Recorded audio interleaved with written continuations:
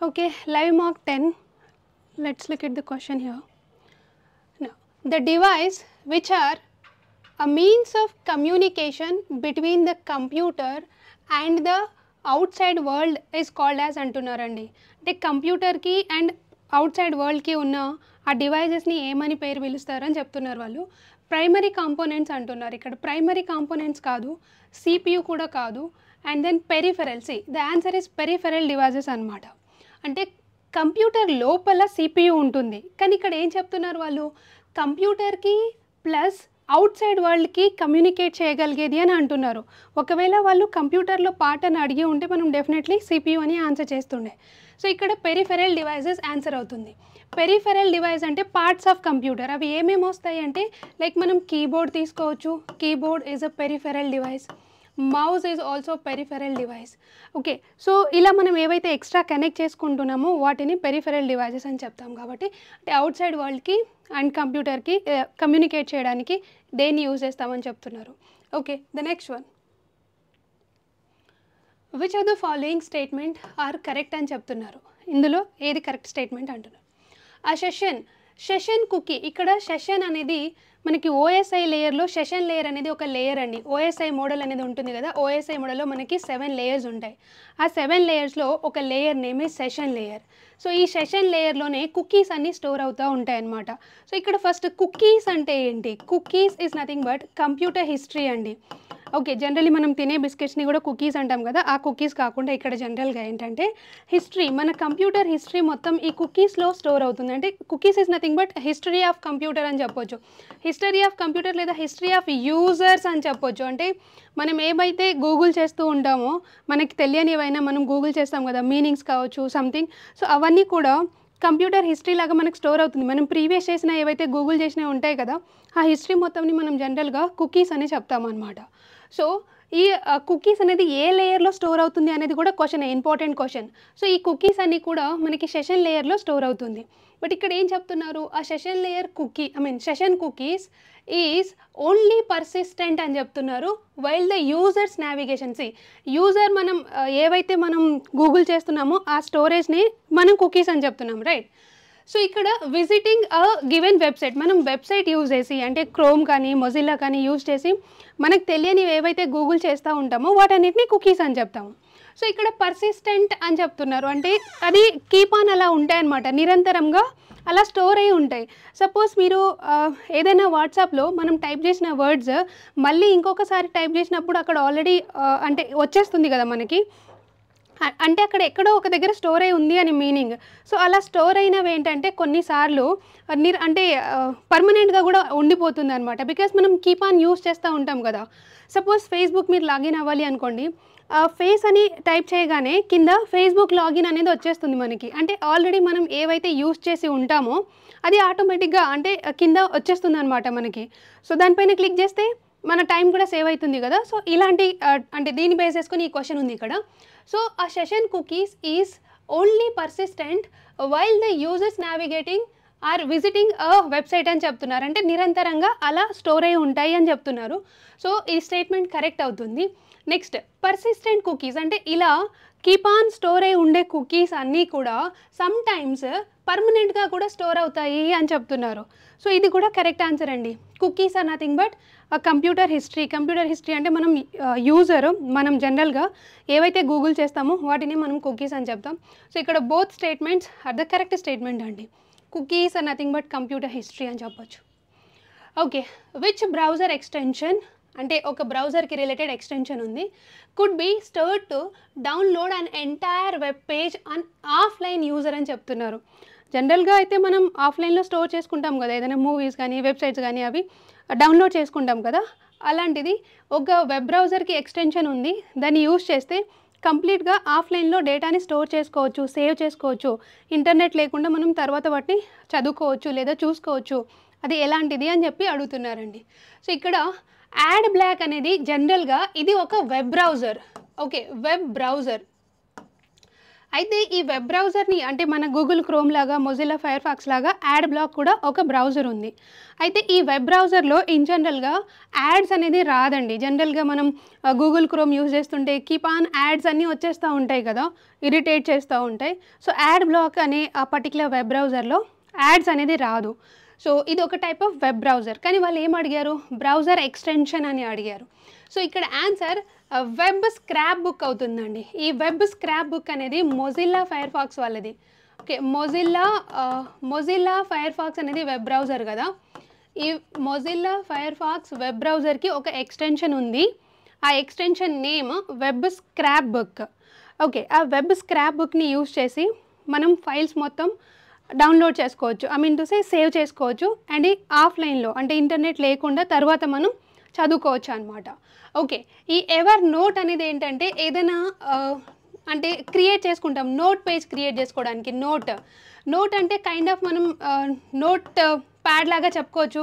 Note pad అండి, అంటే మనం ఏదైనా డేటాని టెక్స్ట్ కానీ రాసుకోవడానికి, ఏదైనా కొత్తగా క్రియేట్ చేసుకోవడానికి, డాక్యుమెంట్స్ క్రియేట్ చేసుకోవడానికి ఎంఎస్ వర్డ్ లాగా, నోట్ ప్యాడ్ లాగా అలాంటిది అనమాట. ఎవర్ నోట్ అనేది ఒకటి ఉంటుంది. సో అందులో మనం ఏదైనా డేటాని కొత్తగా రాసుకోవచ్చు. కమింగ్ టు గ్రామర్లీ అనేది అది ఏఐ జనరేట్ చేసిన ఒక యాప్ అండి. అంటే లైక్ మనం జనరల్గా ఏదైనా టైప్ చేస్తున్నప్పుడు మిస్టేక్స్ ఏదైనా ఉంటే అది ఫైండ్ అవుట్ చేస్తుంది కదా, గ్రామర్ చెక్ చేసుకోవడానికి గ్రామర్లీ అనేది ఉంటుంది. సో యాడ్ బ్లాక్ అనేది వెబ్ బ్రౌజర్ అవుతుంది, అండ్ ఇది ఒక నోట్ ప్యాడ్ లాంటిది, అది గ్రామర్ చెక్ చేసుకోవడానికి. సో మిగిలింది ఏంటిది, వెబ్ స్క్రాప్ బుక్ అనమాట. సో వెబ్ స్క్రాప్ బుక్ అనేది ఎవరిది ఎక్స్టెన్షన్ అంటే మొజిల్లా ఫైర్ ఫాక్స్ బ్రౌజర్ వల్ల ఎక్స్టెన్షన్ అనమాట. Okay, so answer is B. The next one, which of the following option is the shape format tab is used to make the line? అంటే ఇక్కడ dotted lines, ఇలాంటివి కొన్ని dots ఉంటాయి, అంటే ఇలా dots కూడా పెట్టుకోవచ్చు. సో ఇలాంటివన్నీ కూడా డిఫరెంట్ షేప్స్ ఉంటాయంట. అంటే డాష్ ఇట్లా డాటెడ్ పెట్టుకోవచ్చు ఇన్ పవర్ పాయింట్ ప్రజెంటేషన్ అని చెప్తున్నారు. సో అది ఆప్షన్ ఎక్కడ ఉంటుంది, ఇన్ జనరల్గా ఇలాంటివి ఆప్షన్స్ అన్నీ ఎక్కడ ఉంటుంది అనేది క్వశ్చన్ అడిగారు వాళ్ళు. సో మీరు ఇమేజ్ చూడండి, ఇక్కడ డాటెడ్ లైన్స్,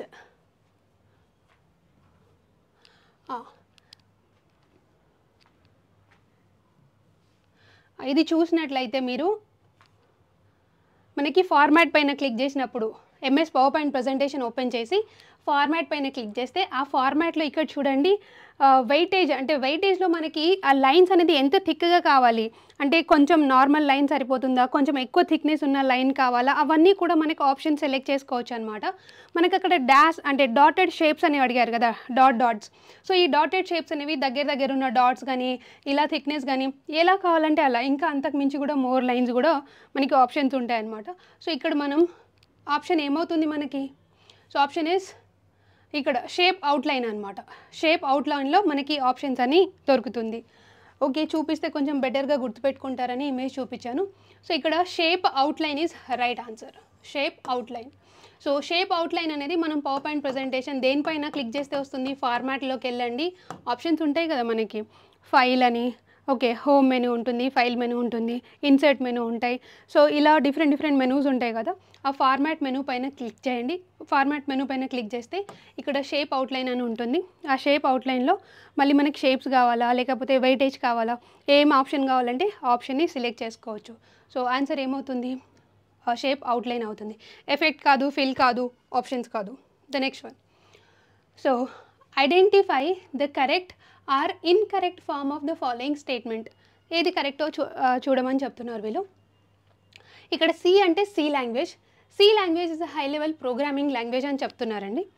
జనరల్గా అయితే మనకి low level language and high level language ఉంది, ఇంకొకటి అసెంబ్లీ లెవెల్ లాంగ్వేజ్ కూడా ఉంటుంది. 3 డిఫరెంట్ లాంగ్వేజెస్. ఇన్ జనరల్ అయితే ప్రోగ్రామింగ్ లాంగ్వేజెస్ మనం 2 టైప్స్ అని చెప్తామండి. ఇన్ జనరల్ అయితే 2 టైప్స్. ఒకటి లో లెవెల్ లాంగ్వేజ్, సెకండ్ వన్ వచ్చేసరికి హై లెవెల్ లాంగ్వేజ్. అయితే ఈ లో లెవెల్ లాంగ్వేజ్లో మళ్ళీ మనకి బైనరీ లాంగ్వేజ్ని మనం ఫస్ట్ జనరేషన్లో యూజ్ చేశారు కాబట్టి బైనరీ అని చెప్తాము. అండ్ సెకండ్ వన్ వచ్చేసరికి అసెంబ్లీ లెవెల్ లాంగ్వేజ్ అని చెప్తాం. హై లెవెల్లో మనకి ఈ జావా లాంగ్వేజ్ ఏదైతే ఉందో అది హై లెవెల్లో వస్తుంది. Okay, HTML language high level language అవుతుంది, C++ లాంగ్వేజ్ హై లెవెల్ అవుతుంది, పైథాన్ అనేది హై లెవెల్ లాంగ్వేజ్. సో ఇవన్నీ కూడా హై లెవెల్ లాంగ్వేజెస్. ఇలా లాంగ్వేజెస్ అనేవి 2 టైప్స్ ఉన్నాయి, లో level and high level. So ఇక్కడ ఈ సి లాంగ్వేజ్ అనేది హై లెవెల్ లాంగ్వేజ్ అని చెప్తున్నారు, అది కరెక్ట్ ఆన్సర్. కానీ ఇన్ జనరల్గా అయితే ద కరెక్ట్ ఆన్సర్ అయితే మిడిల్ లెవెల్ లాంగ్వేజ్ అవ్వాలండి. మరి మిడిల్ లెవెల్ లాంగ్వేజ్ మీరు ఇక్కడ రాయలేదు కదా అని అడిగితే, సి లాంగ్వేజ్ మనం అంటే ఏదైనా ఒక లాంగ్వేజ్ని మనం ఇంగ్లీష్లో రాయగలిగితే, అంటే కొన్ని కోడ్స్ ఉంటాయండి, ఆ ప్రోగ్రామింగ్ రాయగలిగితే అది హై లెవెల్కి జనరల్ ఒక బెటర్ ఫీచర్ అవుతుంది. కానీ ప్రాపర్గా సెక్యూరిటీ కూడా ప్రొవైడ్ చేయగలగాలన్నమాట. సో ఇప్పుడు బైనరీ లాంగ్వేజ్ ఉంది, మనం మొత్తం 0s and 1sలోనే రాస్తాం ఇలా బైనరీ లాంగ్వేజ్. సో ఈ binary language name itself is binary అవుతుంది కదా, కానీ కంప్యూటర్కి అంత ఏమంటారంటే ఫుల్గా సెక్యూరిటీ ప్రొవైడ్ చేయదన్నమాట. Computer language full security based కాదు, కానీ అది మనం ఇంగ్లీష్లో రాస్తాము. సో ఒక లో లెవెల్ ఫీచర్ ఉంది, ఒక హై లెవెల్ ఫీచర్ ఉంది, రెండింటి కాంబినేషన్లో ఉంటుంది కాబట్టి దాన్ని మనం ఇన్ జనరల్గా మిడిల్ లెవెల్ లాంగ్వేజ్ అని చెప్తాం. C language is a middle level language. కానీ ఇక్కడ మిడిల్ అనే వర్డ్ లేదు, బట్ హై లెవెల్ అంటే మిడిల్ అనేది ఆప్షన్ లేకపోతే హై లెవెల్ లాంగ్వేజ్ కిందనే తీసుకుంటారనమాట. So it is a correct, ఈ స్టేట్మెంట్ అనేది కరెక్ట్ స్టేట్మెంట్ అవుతుంది. Next, the output of the compiler is typically executable file అని చెప్తున్నారండి. The output of the compiler అంటే మనం లాంగ్వేజ్ ఏదైనా యూజ్ చేస్తున్నాము అంటే జనరల్గా మనకి ఇక్కడ 3 లాంగ్వేజ్ కన్వర్టర్స్ ఉన్నాయండి, 3 లాంగ్వేజ్ కన్వర్టర్స్ ఉన్నాయి. ఓకే, సో ఈ లాంగ్వేజ్ కన్వర్టర్స్ ఏమేమి ఉన్నాయి అంటే, the first one is assembler,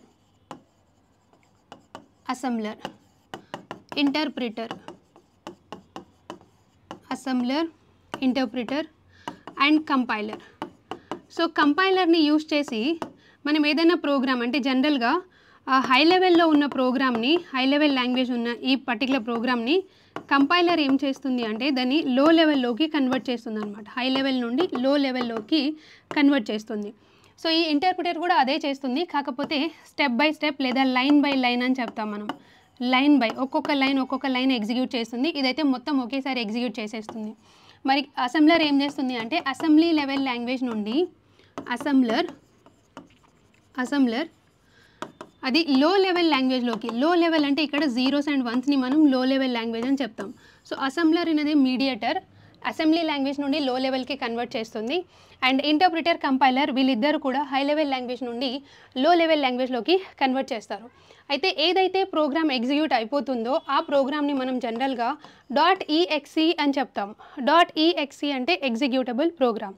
so compile అయిపోయిన తర్వాత ప్రోగ్రామ్ అనేది ఎగ్జిక్యూటబుల్ ఫైల్ అని చెప్తున్నారు. సో అది ఏమవుతుంది అంటే మనకి కరెక్ట్ ఆన్సరే అవుతుందండి. So the output of compiler is typically a executable file అని చెప్తున్నారు.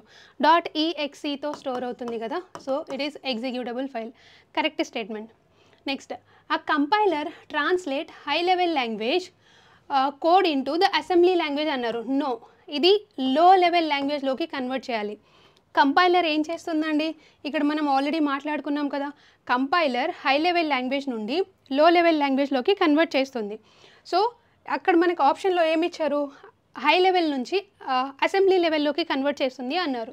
సో ఇది మనకి రాంగ్ స్టేట్మెంట్ అవుతుంది అనమాట. ఫస్ట్ 2 స్టేట్మెంట్స్ కరెక్ట్ ఉన్నాయి, అవి చూడండి.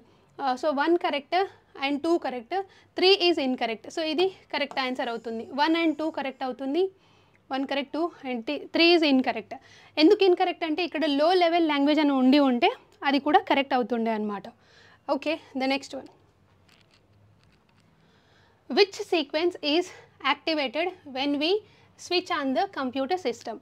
అంటే మనం కంప్యూటర్ని ఆన్ చేయగానే ఒక ప్రాసెస్ జరుగుతుంది, ఆ ప్రాసెస్ ఫస్ట్ ఏం ప్రాసెస్ జరుగుతుంది అని చెప్తున్నారండి. జనరల్గా ర్యామ్, రోమ్ అని ఉన్నాయి కదా, ఫస్ట్ ఈ ర్యామ్ అండ్ రోమ్ని మనం మెమరీ అని చెప్తాం కదా, ర్యామ్ అండ్ రోమ్ అనేది మెమరీ. కాకపోతే ప్రైమరీ మెమరీ, ఇక్కడ పిఎం అంటే ప్రైమరీ మెమరీకి బెస్ట్ ఎగ్జాంపుల్ ర్యామ్ అని తీసుకుంటాం. ఎందుకంటే అది బేసిక్ నీడ్ అనమాట. మన కంప్యూటర్ యూజ్ చేయాలి అంటే ర్యామ్ అండ్ రోమ్ కంపల్సరీ ఉండాలి. హార్డ్ డిస్క్ అవి మెమరీ కార్డ్ లాంటివి సెకండరీ అనమాట, అదంతా కంపల్సరీ కాదు. సో ప్రైమరీ మెమరీ ఏమవుతుంది, ర్యామ్ అవుతుంది. ఈ ర్యామ్లో మళ్ళీ మనకి 2 types ఆఫ్ ర్యామ్ ఉంది కదా, S RAM and D RAM అని చెప్పి. డి ర్యామ్లో మళ్ళీ డిఫరెంట్ టైప్స్ ఆఫ్ ర్యామ్స్ ఉన్నాయి, డిడిఆర్ అని, ఎస్డి ర్యామ్ అని, వి ర్యామ్ ఉంది, విండో ర్యామ్ కూడా ఉంది, చాలా డిఫరెంట్ టైప్స్ ఆఫ్ ర్యామ్స్ ఉన్నాయి. బట్ అవన్నీ కూడా మనం ప్రైమరీ మెమరీ లాగా తీసుకుంటాం. నెక్స్ట్ ఇక్కడ నాన్ ఓలటైల్ మెమరీ, ఈ ప్రైమరీ మెమరీని అయితే జనరల్గా ఓలటైల్ మెమరీ అని చెప్తాం. ఓలటైల్ అంటే టెంపరీ, ఇక్కడ non volatile memory. Okay, non volatile memory. Okay, so non volatile మెమరీకి బెస్ట్ ఎగ్జాంపుల్ రోమ్ అవుతుంది, రీడ్ ఓన్లీ మెమరీ. సో ఈ రోమ్ అనేది ఏం చేస్తుంది అంటే జనరల్గా బయాస్ సెటప్ అనేది రోమ్లో ఉంటుందండి. బేసిక్ ఇన్పుట్ అవుట్పుట్ సిస్టమ్ అని చెప్తాం. బయాస్ సెటప్ అనేది రోమ్లో స్టోర్ అయి ఉంటుంది. ఇది కూడా క్వశ్చనే, BIOS is at part of dash అని అడిగితే రోమ్ అనమాట. రీడ్ ఓన్లీ మెమరీలో బయాస్ అనేది ఒక పార్ట్ అవుతుంది. Okay, and boot strap loader అంటే బూటింగ్ జరుగుతుంది అనమాట. ఈ బూటింగ్ అనేది కూడా రోమ్ ఫంక్షనే అవుతుంది. రోమ్లో చాలా పెద్ద డేటా అయితే స్టోర్ చేసుకొని ఉండదు, కానీ కంప్యూటర్ ఆన్ అవ్వడానికి జనరల్గా ఉండాల్సిన సెటప్ అంతా కూడా రోమ్లో స్టోర్ చేసి ఉంచుతారనమాట. ఆ రోమ్లో కూడా టైప్ ఆఫ్ రోమ్స్ ఉంటాయి. పీ రోమ్ అని, ఈపీ రోమ్ అని, డబుల్ ఈపీ రోమ్ అని, అలా టైప్స్ ఆఫ్ రోమ్స్ ఉంటాయి. బట్ ఇన్ జనరల్గా అయితే మనం కంప్యూటర్కి స్టార్ట్ అవ్వడానికి బేసిక్గా కావాల్సిన ఇన్స్ట్రక్షన్స్ అన్నీ కూడా రోమ్లో స్టోర్ చేసి ఉంచుతారు. ఓకే, సో ఇక్కడ ఇవి అంటే ఇది నాన్ ఓలటైల్. ఇన్ జనరల్గా అయితే ఇది non volatile memory. In general this is a non volatile memory. Non volatile అంటే మనం పర్మనెంట్ అని చెప్పొచ్చు. So non volatile memory. And ఇదైతే ఓలటైల్ మెమరీ. ఓలటైల్ అంటే టెంపరీ అవుతుంది. మన క్వశ్చన్కి ఆన్సర్ బూట్ అవుతుందండి, booting. Okay, so what exactly the boot అన్న బూటింగ్ అన్న ఒకటే మీనింగ్ వస్తుంది. సో బూటింగ్ అనేది మళ్ళీ 2 టైప్స్ ఉన్నాయి. ఫస్ట్ వాట్ ఈస్ బూటింగ్ అనేది చూద్దాం. So booting is nothing but loading OS. Booting is nothing but loading OS. So జనరల్గా మనం కంప్యూటర్ ఆన్ చేయగానే ఒక ప్రాసెస్ జరుగుతుంది. ఏం జరుగుతుంది అంటే ఓఎస్ అనేది హార్డ్ డిస్క్లో ఉన్న లేదా సెకండరీ మెమరీలో ఉన్న ఆపరేటింగ్ సిస్టమ్ అనేది ఏదైతే ఉంటుందో, జనరల్గా మన ల్యాప్టాప్స్లో కంప్యూటర్స్లో విండోస్ ఓఎస్ ఉంటుంది కదా. సో ఆ విండోస్ ఓఎస్ హార్డ్ డిస్క్ నుండి ర్యామ్లోకి లోడింగ్ జరుగుతుంది అనమాట. మీరు మొబైల్ ఫోన్ని కూడా స్విచ్ ఆఫ్ చేసి స్విచ్ ఆన్ చేస్తే ఇమ్మీడియట్గా మనం వాడుకోలేము. లోడింగ్ ప్రోగ్రామ్స్ లేదా లోడింగ్ ఫైల్స్ అని చూపిస్తుంది, లోడింగ్ జరిగిద్ది అనమాట. సో బేసిక్గా ఏం జరుగుతుందంటే ఓఎస్ అనేది లోడ్ అవుతుంది సెకండరీ మెమరీ నుండి ప్రైమరీ మెమరీలోకి. సో ఓఎస్ లోడింగ్ ప్రాసెస్ని మనం జనరల్గా బూటింగ్ అని చెప్తాం. సో ఈ బూటింగ్ అగైన్ మళ్ళీ 2 టైప్స్ ఉంటాయండి. Bootings are 2 types. The first one is cold booting, cold boot అంటాం. The second one is a warm boot. So కోల్డ్ బూటింగ్కి మీనింగ్ వచ్చేసరికి మన కంప్యూటర్ అది ఆఫ్ మోడ్లో ఉంటుందండి, ఫ్రెష్గా ఆన్ చేస్తాము. ఆ ప్రాసెస్ని మనం కోల్డ్ బూట్ అని చెప్తాం. ఒకవేళ కంప్యూటర్ ఆల్రెడీ ఆన్లో ఉండి అది ఆఫ్ చేసి మళ్ళీ ఆన్ చేస్తే దాన్ని రీబూట్ అని చెప్తాం. Reboot is also known as warm booting. Okay, reboot, warm boot or restart అని కూడా చెప్పొచ్చు. ఇవన్నీ కూడా సేమ్ మీనింగ్ వస్తుంది. సో రీబూట్ చేయడానికి జనరల్గా ఒక షార్ట్కట్ కూడా ఉంటుంది, బట్ అది న్యూ కంప్యూటర్లోకి వర్క్ అవ్వట్లేదంటే ఆల్ట్ కంట్రోల్ డిలీట్ అనమాట. Alt plus control plus delete. So alt plus control plus delete use చేస్తే ఏం జరుగుతుంది అనేది కూడా క్వశ్చన్ అండి, బట్ ఇది న్యూ కంప్యూటర్లో ఇది వర్కౌట్ అవ్వట్లేదు. Okay, so Alt control delete use చేస్తే రీబూట్ అని చెప్తాం. Reboot is also known as restart, reboot, warm boot అనేది సేమ్ మీనింగ్ వస్తుంది. అంటే మనం సిస్టమ్ని నార్మల్గా ఆన్ చేసినా కూడా ఓఎస్ లోడ్ అవుతుంది. ఆల్రెడీ ఆన్లో ఉన్నదాన్ని ఆఫ్ చేసి ఆన్ చేసినా కూడా ఓఎస్ అనేది లోడింగ్ జరుగుతుంది. కాబట్టి ఓఎస్ లోడ్ జరిగే ప్రతి ప్రాసెస్ని మనం బూటింగ్ అని చెప్తాం. అది కోల్డ్ బూటా, వామ్ బూటా అనేది మనం చేసే ప్రాసెస్ని బట్టి ఉంటుంది అనమాట. సో ఇన్స్ట్రక్షన్స్ ఏం జరుగుతుంది, ఏం యాక్టివేట్ అవుతుంది అంటే బూటింగ్ అనమాట. So what is booting? Loading OS. Loading OS from ఎక్కడి నుండి ఎక్కడికి, ఇది కూడా క్వశ్చనే కదా. So loading OS from secondary memory, SM అంటే secondary memory, to primary memory అని చెప్పొచ్చు. సెకండరీ మెమరీ అంటే హార్డ్ డిస్క్ అవుతుంది, ప్రైమరీ మెమరీ అయితే ర్యామ్ అవుతుంది. సెకండరీ మెమరీ నుంచి అంటే ప్రైమరీ మెమరీలోకి ఓఎస్ లోడ్ చేసే ప్రాసెస్ని బూటింగ్ అని చెప్తాం. Next, which protocol is used for email అండి. మెయిల్ రిలేటెడ్ ఒక ప్రోటోకాల్ అండి, చాలా ఫేమస్ ప్రోటోకాల్. అది మెయిల్ సెండ్ చేయడానికి యూజ్ చేస్తారనమాట డిఫరెంట్ మెసేజ్లో. అది ఏంటి అని చెప్తున్నారు. So answer is SMTP protocol. SMTP ఆ ఫుల్ ఫామ్లోనే మనకి మెయిల్ అనేది వస్తుందన్నమాట. సో ఎస్ అంటే ఇక్కడ simple, mail transfer protocol. So ఇక్కడ చూడండి, మెయిల్ రిలేటెడ్ అన్నారు అండ్ డిఫరెంట్ మెషిన్స్ అన్నారు. ఒక మెషిన్ నుండి ఇంకొక మెషిన్కి మెయిల్ని పంపించాలి అంటే ఏ ప్రోటోకాల్ యూజ్ చేస్తాం? SMTP protocol. So SMTP protocol మళ్ళీ ఇంకొంచెం డీప్గా వెళ్ళాలి అంటే ఇది కేవలం సెండింగ్ మెయిల్స్ మాత్రమే, మెయిల్స్ని సెండ్ చేయడానికి మాత్రమే యూజ్ చేసే ప్రోటోకాల్ ఎస్ఎంటీపీ. అండ్ రిసీవ్ చేసుకోవడానికి ఇంకొక ప్రోటోకాల్ ఉందండి, అది పిఓపి. ఇక్కడ పిఓపి పిఓపి. సో పిఓపి అంటే post office protocol, post office protocol. And మనకి ఇప్పుడు POP3 అనేది కూడా ఉంటుందండి. ఈ POP3 అనేది ఏంటంటే ఇది వర్షన్ అనమాట. POP1, POP2, 3 like that versions ఉంటాయి. సో POP3 అనేది థర్డ్ వర్షన్, POP అనేది టు రిసీవ్ ద మెయిల్స్ అనమాట. సెండింగ్ చేసుకోవడానికి ఏంటి, SMTP ఉంది. ఓకే, సో క్వశ్చన్కి ఆన్సర్ SMTP. నెక్స్ట్ ఇక్కడ FTP ఉంది చూడండి. FTP is nothing well file transfer protocol, file transfer protocol. So file, ఇది కూడా ఫైలే ట్రాన్స్ఫర్ చేస్తాము, కాకపోతే ఇది మెయిల్కి రిలేటెడ్ అనమాట. పర్టికులర్గా వాళ్ళు మెయిల్ అని మెన్షన్ చేశారు కదా. సో మెయిల్కి రిలేటెడ్ అయితే SMTP. జనరల్గా అయితే నార్మల్గా మనం ఏదైనా డేటా షేర్ చేస్తున్నాము అంటే అది FTP ప్రోటోకాల్ అనమాట. ఒక ప్లేస్ నుండి ఇంకొక ప్లేస్కి జనరల్గా డేటా పంపిస్తే అది FTP ప్రోటోకాల్. ఓకే, ఇక్కడ సింపుల్ నెట్వర్క్ టైం ప్రోటోకాల్ అండి. ఇది simple network, T for time, and ఇది ప్రోటోకాల్. ఇది నెట్వర్క్ రిలేటెడ్ ప్రోటోకాల్. జనరల్గా అయితే అన్నీ నెట్వర్క్ రిలేటెడ్ అంటే ప్రోటోకాల్స్ అని మనం నెట్వర్క్లోనే యూజ్ చేస్తాం కదా. నెట్వర్క్ అంటే మనం డేటా అంటే కంప్యూటర్ని, ఇంటర్నెట్ని కనెక్ట్ చేసి ఒక ప్లేస్ నుండి ఇంకొక ప్లేస్కి డేటా షేర్ చేయడం, లేదా వాట్ ఈస్ దట్ ట్రాన్స్ఫర్ చేసుకోవడం, అప్లోడింగ్ కావచ్చు, డౌన్లోడింగ్ కావచ్చు. సో అప్లోడింగ్ అండ్ డౌన్లోడింగ్ టైంలో జనరల్గా FTP ప్రోటోకాల్ని యూజ్ చేస్తాం. అలా రకరకాలుగా డిఫరెంట్ చాలా ప్రోటోకాల్స్ ఉన్నాయి మనకి. సో ఇంకొక క్వశ్చన్ ప్రోటోకాల్ రిలేటెడ్ వచ్చినప్పుడు ఆ లిస్ట్ కూడా మొత్తం ఇస్తాను. సో ఇక్కడ రిమోట్ ప్రొసీజర్ కాల్ అనమాట. Remote procedure call. ఇక్కడ RPC అంటే remote procedure call. So full forms కూడా ఇంపార్టెంటే మనకి మెయిల్కి రిలేటెడ్ క్వశ్చన్ అడిగారు కాబట్టి SMTP అనేది కరెక్ట్ అవుతుంది. Next, which of the following provides a simple way to identify the session among the group of HTTP or HTML request అని చెప్తున్నారండి. Answer is cookies. సో ఇక్కడ ఏం చెప్పారు, సెషన్ అని చెప్పారు చూడండి. ఇంతకుముందు కూడా మన క్వశ్చన్ దీంతో లింకప్ అయి ఉంది కదా. సెషన్ లేయర్లోనే కుకీస్ అనేది స్టోర్ అవుతుంది. Cookies are nothing but history of computer అని మాట్లాడుకున్నాం కదా. యూజర్ ఏదైతే గూగుల్ చేసి పెట్టుకుంటారో అవన్నీ కూడా వెబ్ బ్రౌజర్లో స్టోర్ అవుతుంది. వాటిని మనం కుకీస్ అని చెప్తాము. కానీ ఇక్కడ కొన్ని పాయింట్స్ కూడా ఉన్నాయండి. జనరల్గా ఇప్పుడు మనకి మొజిల్లా ఉంది కదా, Mozilla Firefox. So Mozilla Firefox ఉంది అండ్ సపోజ్ గూగుల్ క్రోమ్ ఉంది. ఇవన్నీ బ్రౌజర్సే కదా, Google Chrome. Okay, Internet Explorer అది ఇప్పుడు లేదు. ఇంటర్నెట్ ఎక్స్ప్లోరర్ ఇప్పుడు యూజ్ చేయట్లేరు. ఇంటర్నెట్ ఎక్స్ప్లోరర్కి బదులు ఎడ్జ్ బ్రౌజర్ ఉంది, మైక్రోసాఫ్ట్ ఎడ్జ్ బ్రౌజర్ అంటాం. సో ఇవన్నీ కూడా, ఈ బ్రౌజర్స్ అన్నీ కూడా మోస్ట్ ఆఫ్ ద కేసెస్ కుకీస్ని స్టోర్ చేసి పెట్టుకుంటుంది. అంటే మనం అంతకుముందు ఏం గూగుల్ చేసాము అనేది ఆ హిస్టరీ మొత్తం, గూగుల్ చేసిన హిస్టరీ మొత్తం ఉంటుంది. ఓకే, కానీ కొన్ని బ్రౌజర్స్ ఉంటాయి, ఆ బ్రౌజర్లో కుకీ స్టోర్ అవ్వదు. ఇది కూడా ఇంపార్టెంట్ క్వశ్చన్ అండి. ఇప్పుడు ఇన్కాగ్నిటో బ్రౌజర్ ఉంది. ఓకే, ఇన్కాగ్నిటో బ్రౌజర్లో కుకీస్ అనేది స్టోర్ అవ్వదు. ఇంకొక బ్రౌజర్ ఉందండి, థార్. దీన్ని the onion router, full form వచ్చేసరికి the onion router.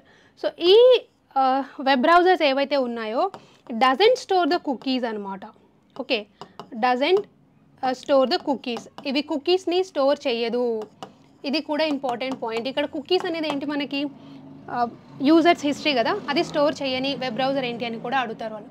So cookies అనేది ఎక్కడ స్టోర్ అవుతుంది అనేది ఇది కూడా క్వశ్చనే కదా. Which layer, OSI model 7 layers ఉంటాయి. ఆ 7 లేయర్స్లో ఏ మోడల్ అంటే ఏ లేయర్లో కుకీస్ స్టోర్ చేస్తుంది అంటే అది answer is session layer. So session అనేది ఇక్కడ పాయింట్ అనేది ఇది కూడా రిలేటెడ్ ఇంపార్టెంట్ పాయింటే. సెషన్స్ ఇస్ నథింగ్ బట్ ఆ టైం లిమిట్ అనమాట. పర్టికులర్గా టైం లిమిట్ అనేది ఉంటుంది. సో టైం లిమిట్ దేనికి అంటే కొన్ని మనకి OTPలు వస్తాయి కదా. ఎగ్జాంపుల్ ఇస్ OTP వచ్చినప్పుడు దానికి ఒక పర్టికులర్ టైం ఉంటుంది. అంటే డిఫరెంట్ వెబ్సైట్స్కి డిఫరెంట్ అంటే టైం లిమిట్ ఉంటుంది అనమాట. కొన్ని ఇంపార్టెంట్ వెబ్సైట్స్ ఉన్నాయనుకోండి, ఆ ఇంపార్టెంట్ వెబ్సైట్లో టైం కొంచెం తక్కువ ఉంటుంది. నార్మల్గా వచ్చే ఏదైనా OTPస్కి కొంచెం హాఫ్ అన్ అవర్కి కూడా ఉంటుంది అనమాట. 1 minute 2 minute అది వేరీ అవుతుంది, వెబ్సైట్ టు వెబ్సైట్ వేరీ అవుతుంది అనమాట. సో ఇక్కడ వెబ్ బ్రౌజర్స్ కాదు, provide simple way to identify the session among the group of HTML or HTTP. HTTP అనేది మనకి ప్రోటోకాల్ కదా. HTTP లేకుండా మనం గూగుల్ చేయలేమండి. ఏదైనా వెబ్సైట్ ఓపెన్ చేయాలంటే HTTP కావాలి. HTML అంటే వెబ్సైట్ని క్రియేట్ చేయడానికి యూజ్ చేసే ఒక language HTML. Okay, hyper text markup language, hyper text markup language. ఇది HTML అనేది లాంగ్వేజ్, వెబ్సైట్స్ని క్రియేట్ చేయడానికి యూజ్ చేసే వన్ ఆఫ్ ద లాంగ్వేజెస్ అండి. పైథాన్తో కూడా క్రియేట్ చేస్తారు, HTMLతో ఎక్కువ శాతం క్రియేట్ చేస్తూ ఉంటారు అనమాట. సో ఇది ఒక లాంగ్వేజ్. అండ్ HTTP అనేది ఒక ప్రోటోకాల్ కదా, HTTP అనేది ఒక protocol, hyper text transfer protocol. ఇది ఈ ప్రోటోకాల్ లేకుండా, లేదా HTTPS అనేది ఇప్పుడు సెక్యూర్గా ఉన్న ప్రోటోకాల్ ఒకటి ఉంది, HTTPS. S అంటే సెక్యూర్ అనమాట. సో ఈ ప్రోటోకాల్ లేకుండా అసలు మనం గూగుల్ అంటే ఏదైనా వెబ్సైట్ని ఓపెన్ చేయలేము. వెబ్సైట్ ఓపెన్ చేయాలంటే ఈ ప్రోటోకాల్ ఉండాల్సిందే. సో ఏదైనా వెబ్సైట్ని ఓపెన్ చేసి మనం ఏదైనా రిక్వెస్ట్ పెట్టుకుంటున్నాము, రిక్వెస్ట్ అంటే ఎనీథింగ్ అండి, మనం గూగుల్ చేసేది ప్రతిదీ కావచ్చు, ఒక వర్డ్కి మీనింగ్ కావచ్చు, లొకేషన్ ఏదైనా మనం సర్చ్ చేస్తున్నామంటే అది రిక్వెస్టే అవుతుంది అనమాట.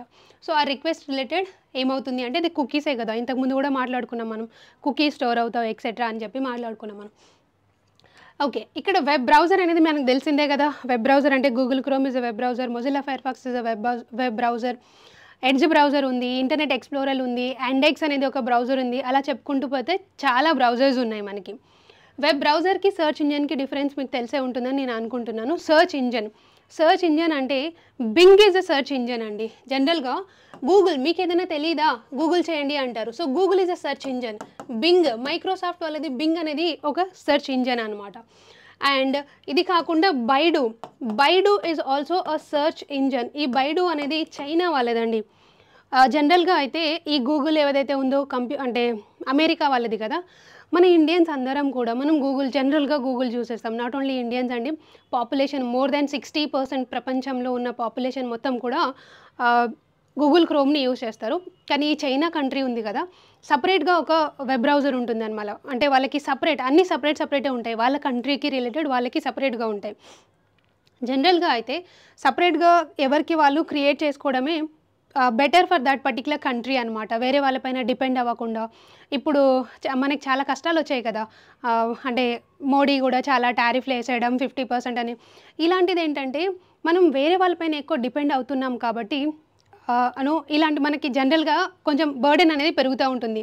కానీ ఏదైనా వర్క్ ఆ పర్టికులర్ కంట్రీ వాళ్ళే మ్యానుఫ్యాక్చరింగ్ చేసుకుంటే బాగుంటుంది, సెక్యూరిటీ కూడా ఉంటుంది, వేరే కంట్రీస్ నుండి మనకి థ్రెట్ కూడా అంతా ఉండదు అనమాట, మనకి మనం డిపెండెంట్గా ఉండొచ్చు. బట్ అన్ఫార్చునేట్లీ మనం మోస్ట్ ఆఫ్ ద కేసెస్ ఈ వాట్సాప్ కావచ్చు, గూగుల్ కావచ్చు, ఇవన్నీ కూడా ఈవెన్ ఐఫోన్స్ కూడా చాలామంది చాలా క్రేజీగా యూజ్ చేస్తూ ఉంటారు కదా. సో అవన్నీ కూడా అమెరికా వాళ్ళవే, మనం వాళ్ళపైన డిపెండ్ అవుతున్నాం. Let it be. సో ఇక్కడ సర్చ్ ఇంజన్ ఏంటంటే Google is a search engine, Bing is a search engine, Yahoo అనేది కూడా సర్చ్ ఇంజన్ అండి. యాహూ అనేది మెయిల్ కూడా ఉంటుంది, సర్చ్ ఇంజన్ కూడా ఉంటుంది. Okay, the next one is VPN అని ఉంది, లాస్ట్లో ఒకటి VPN అని ఉంది. So VPN is nothing but virtual private network.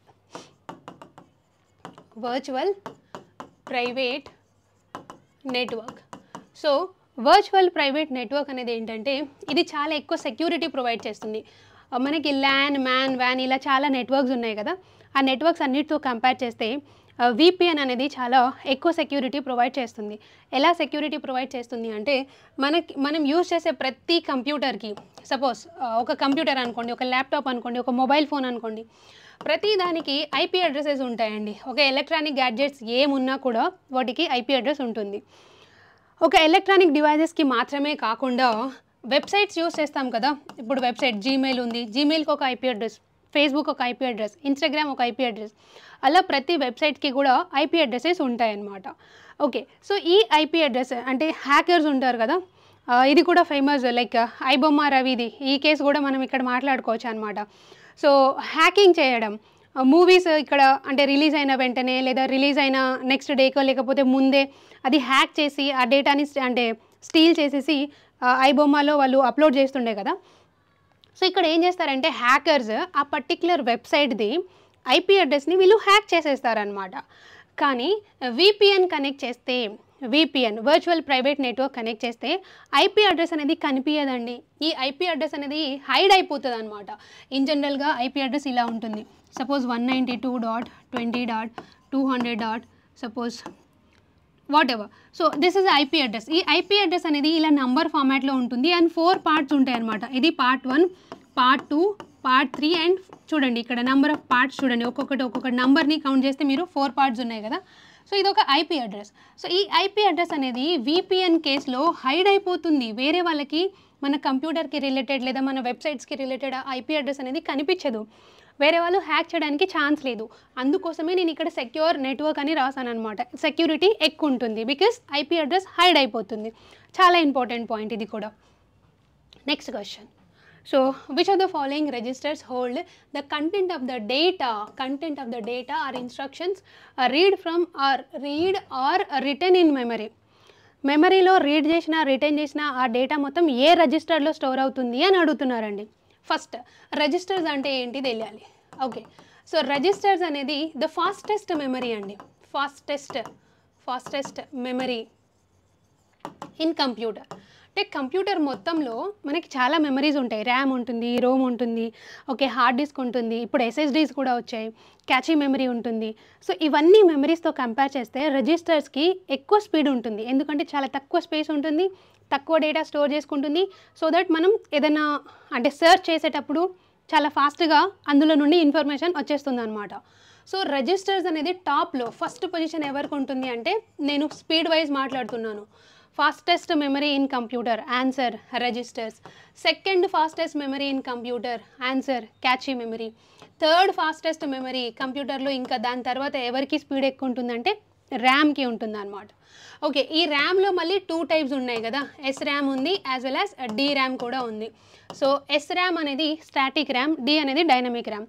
Static ర్యామ్లో స్టోరేజ్ తక్కువ ఉంటుంది, డి ర్యామ్లో స్టోరేజ్ ఎక్కువ ఉంటుంది. స్టోరేజ్ ఎక్కడైతే ఎక్కువగా ఉంటుందో దాని స్పీడ్ అనేది కొంచెం తగ్గుతుంది అనమాట. ఇన్వర్స్లీ ప్రపోర్షనల్లో ఉంటుంది. స్పీడ్ ఎక్కువ ఉంటే స్టోరేజ్ తక్కువ ఉంటుంది, అలా రివర్స్లో ఉంటుంది. సో దీని తర్వాత మనకి హార్డ్ డిస్క్ అని తీసుకుంటాం. ఇక్కడ హార్డ్ డిస్క్ డ్రైవ్, ఇలా మనకి స్పీడ్ అనేది కొంచెం వీటికి ఎక్కువ ఉంటుంది అనమాట. ఓకే, అండ్ ఇక్కడ స్టోరేజ్ గురించి మాట్లాడితే తక్కువ ఉంటుంది, రివర్స్లో ఉంటుంది. స్టోరేజ్ అండ్ స్పీడ్ అనేది రివర్స్లో ఉంటుంది. ఇప్పుడు మనకు క్వశ్చన్ ఏం అడిగారు వాళ్ళు, రిజిస్టర్స్కి రిలేటెడ్ క్వశ్చన్ అడిగారు. అయితే రిజిస్టర్స్ ఎక్కడ స్టోర్ అవుతుంది, ఇది కూడా పాయింటే కదా. సో రిజిస్టర్స్ అనేది సిపియు లోపల స్టోర్ అవుతుందండి. సిపియు లోపల రిజిస్టర్స్ అనేది ఉంటుంది. ఓకే, సో ఈ రిజిస్టర్స్లో మళ్ళీ చాలా టైప్స్ ఆఫ్ రిజిస్టర్స్ ఉంటాయి, టైప్స్ ఉన్నాయి. అవేంటి అనేది, ఫస్ట్ ఇన్స్ట్రక్షన్ రిజిస్టర్ అంటాం, IR instruction register. Next PC program counter. ఇవన్నీ కూడా రిజిస్టర్స్లో టైప్స్ అనమాట, రకాలు. అండ్ అక్యుములేటర్ అంటాం, accumulator. And the next one is MD అంటే మెమరీ డేటా రిజిస్టర్. దీన్నే మెమరీ బఫర్ రిజిస్టర్ అని కూడా అంటారు. Memory data register are buffer register అని చెప్తాం.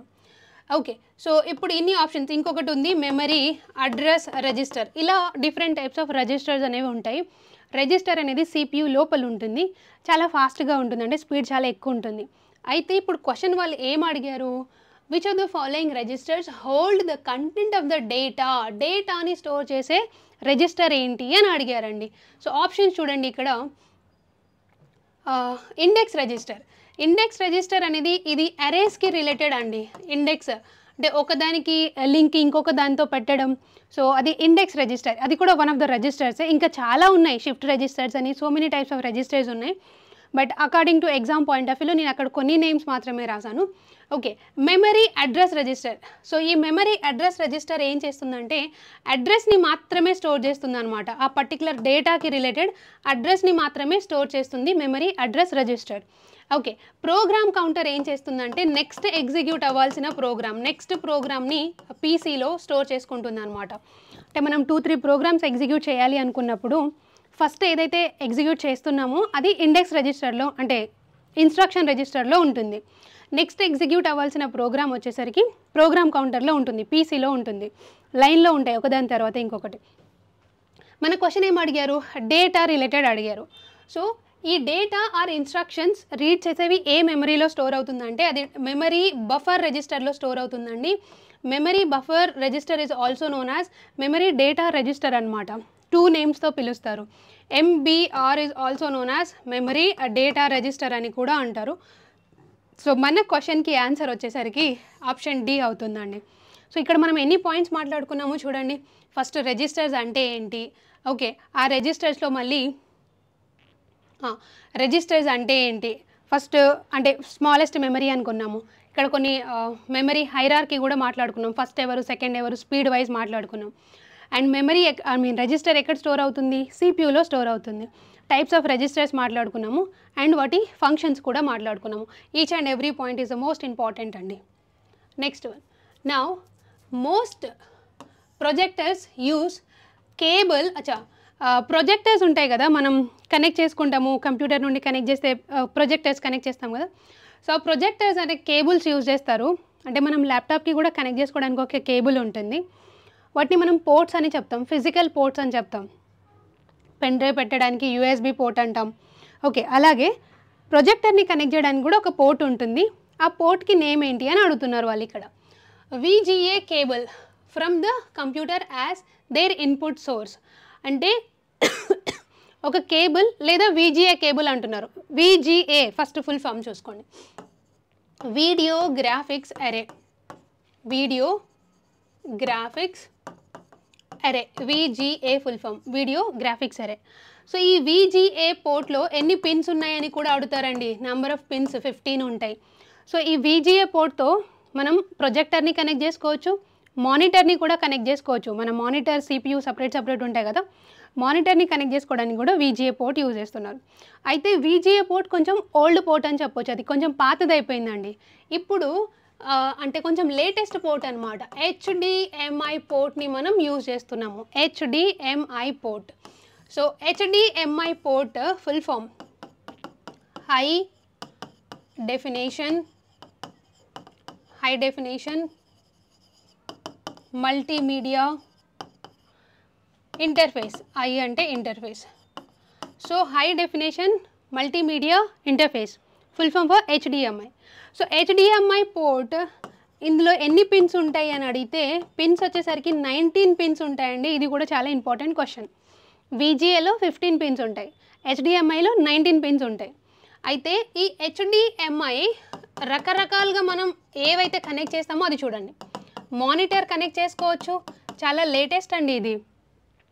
HDMI 1.0, 2.0 అని కూడా వచ్చాయన్నమాట. అంటే next versions of HDMI. So HDMIతో మనం మానిటర్ కనెక్ట్ చేసుకోవచ్చు, ప్రొజెక్టర్ని కనెక్ట్ చేసుకోవచ్చు, మన క్వశ్చన్లో అదే ఇచ్చారు. ఓకే, ప్లే స్టేషన్స్ని కూడా కనెక్ట్ చేసుకోవచ్చు అండి మనం. ప్లే స్టేషన్స్ అంటే గేమ్స్ ఆడతారు కదా కొంతమంది, వీడియో గేమ్స్ ఆడుతూ ఉంటారు. ఆ వీడియో గేమ్స్ని కనెక్ట్ చేయాలి అంటే అదే సేమ్ పోర్ట్ అనమాట, HDMI పోర్ట్. ఓకే, అండ్ ఇవి కాకుండా మనం ఇంకా ఏం కనెక్ట్ చేసుకోవచ్చు?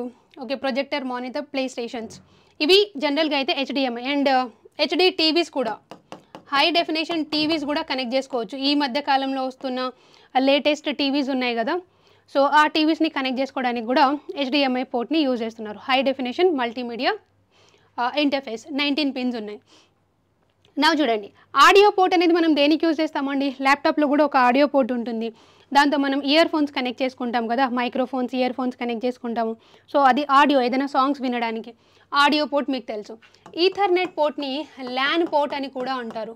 Ethernet port is also known as LAN port. LAN cable అని కూడా అంటారు. Ethernet cable is also known as LAN cable. Okay, అది ఇంటర్నెట్ కనెక్షన్ కోసం. దేనికోసం అంటే ఆబ్వియస్గా LAN అనేది వచ్చింది అంటే అది ఇంటర్నెట్ కోసమే కదా యూజ్ చేస్తాము, ఇంటర్నెట్ కనెక్షన్ కోసం. 8 పిన్స్ ఉంటాయి. నెంబర్ ఆఫ్ పిన్స్ ఎన్ని అంటే 8 పిన్స్ ఉంటాయి. నౌ PS2 పోర్ట్లో నెంబర్ ఆఫ్ పిన్స్ అనేవి 6 ఉంటాయి. ఇవి కూడా చాలా important. Number of pins 6. And PS అంటే పర్సనల్ సిస్టమ్. 2 అనేది ఎందుకు ఉన్నాయంటే రౌండ్గా ఈ కేబుల్ ఉంటుందండి. ఇలా మీరు ఒకసారి గూగుల్ చేయండి, 6 పిన్స్ ఉంటాయి, రౌండ్గా ఉంటాయి. సో ఈ పిన్స్తో ఏంటంటే ఒకటి కీబోర్డ్ కోసం, ఇంకొకటి మౌస్ కోసం యూజ్ చేసేవాళ్ళు అనమాట. కీబోర్డ్ మౌస్ కనెక్షన్ పాతకాలంలో, ఇప్పుడు కాదు, ఇప్పుడు ఇది లేదు. PS2 పోర్ట్ అనేది ప్రజెంట్ లేదు, దాన్ని రీప్లేస్ చేసేసారు, USB పోర్ట్తో రీప్లేస్ చేసేసారనమాట. So PS2 port keyboard and mouse కోసం చాలా important. And Ethernet cable is also known as LAN cable. HDMI port అనేది దేనికోసం యూజ్ చేస్తారంటే మనం అక్కడ 4 నేమ్స్ రాసుకున్నాము, గుర్తుపెట్టుకోండి. Each point is a very important point. Which of the following statement is or correct? ఇందులో కరెక్ట్ స్టేట్మెంట్ ఏంటి అని చెప్తున్నా.